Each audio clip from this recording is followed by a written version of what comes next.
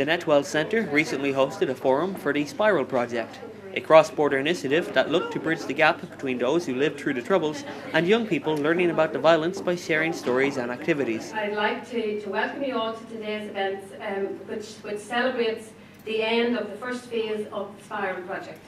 I want to especially welcome the young people who could come here today. I think we have some young people from St Vincent's, from Bush Post Primary School as well. I also want to welcome, we have some people here who gave their stories. We have Bridie O'Byrne, we have Jimmy Fox, and we have Will Glendenning. So thank you very much to all of you for making it here today. When you consider the progress we've made as a society in the last decade, the peace process in Northern Ireland has addressed the political structures, human rights and legal reforms in the north, and this has had a positive effect on this side of the border also. Dundalk suffered its fair share of hardship linked to the conflict. Its proximity to Northern Ireland meant that it was considered by many unionists in the north to be a safe haven for IRA members wanted by the security forces.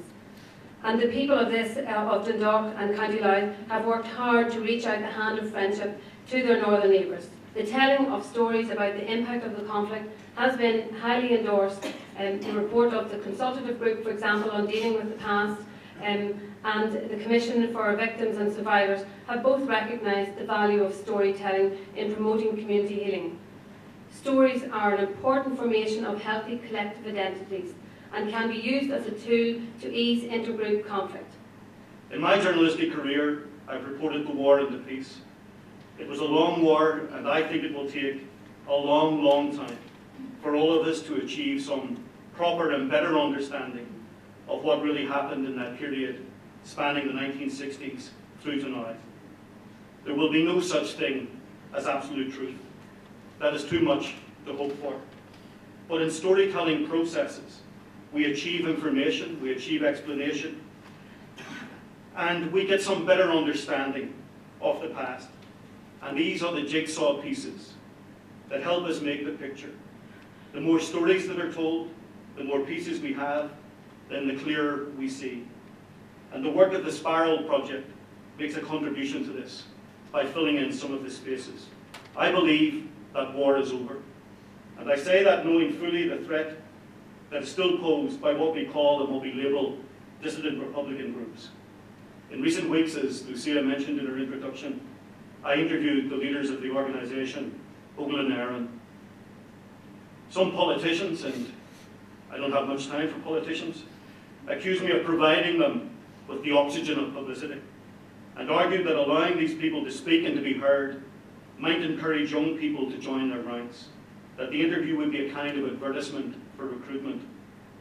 Young people are joining these organisations and will continue to join them. That is a reality.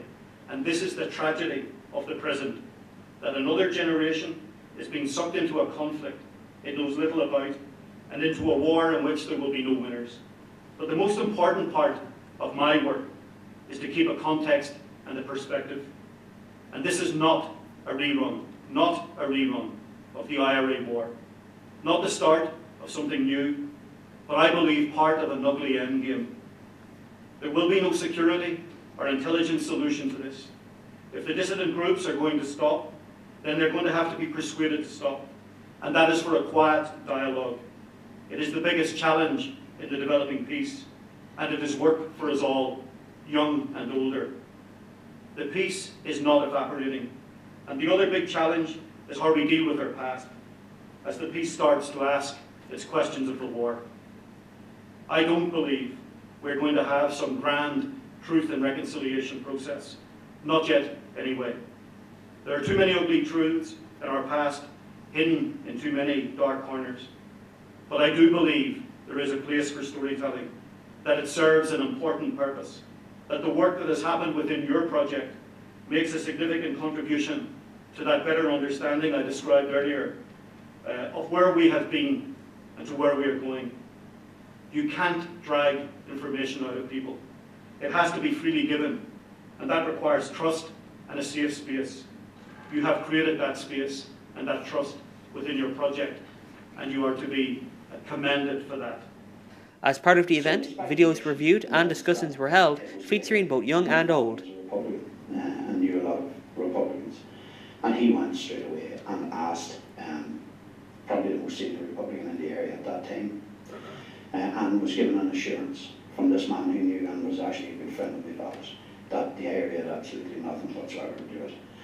So as far as we were concerned, that was it. The area had nothing to do with it, and from that day on, that wasn't even an issue for us. But it was for other members of the family and for other, neighbours and friends, because the guards were so adamant that it was the area. And I went into the house to her, she said to me, "Frankie, what's wrong?" I said, "Nothing's wrong." Trying to hide what had happened, that he had died. And I was only in the house, and she was still asking me what was wrong with me, and I didn't want to tell her. And the two nuns came in behind me, and they went over to her and said, "Oh, Mrs. Rooney, poor Jack." And she said, "Brady, why didn't you tell me? I knew there was something wrong." I was born and raised here in South Armagh. At the start of the Troubles, I was in my late teens and 1970s. My father served in the British Army, and I served in the UDR for 4 or 5 years. But our involvement in the conflict also was because our family were involved in politics. Our family were founders of the Alliance Party, which is a cross-community party in Northern Ireland. And that caused divisions inside our family. It meant, for example, for 2 years my mother and her sisters didn't speak to each other because they considered us as traitors to unionism, having been involved in setting up the Alliance Party. Well, I think it's a brilliant programme. I think it's exactly where we need to be. I think there are a lot of stories out there that people need to hear. And the only way that they're ever going to have an informed opinion is to listen to everybody's point of view. And this project affords people to give that point of view. And I think that's a very healthy situation for us to be in, and I would encourage more and more people to see. When we heard that we were going to be involved with a Protestant school, with us being a Catholic school, I thought it was a really good idea. It's a really good way of moving forward through generations, to stop, influences of older generations on the young people now. It's more about us having our own opinions and moving forward. It turned out really well, so it did. It was last night was really interesting hearing everyone's stories and that, and I definitely think it achieved what we wanted to achieve. Future. Well, we're here trying to tell our stories to hopefully change the future. I hope that things aren't as bad now, and I hope that what happened in the 70s and 80s never reoccurs for us, so hope it'll be good. To close the event, students were given certificates to mark their involvement in the programme. Read the wording of it. It's a certificate of participation, and this programme has required of each of the participants personal reflection and self-awareness, awareness of the impact of conflict, appreciation of oral history, communication skills, group work skills, understanding of basic research and presentation skills. So Rachel, will you come forward?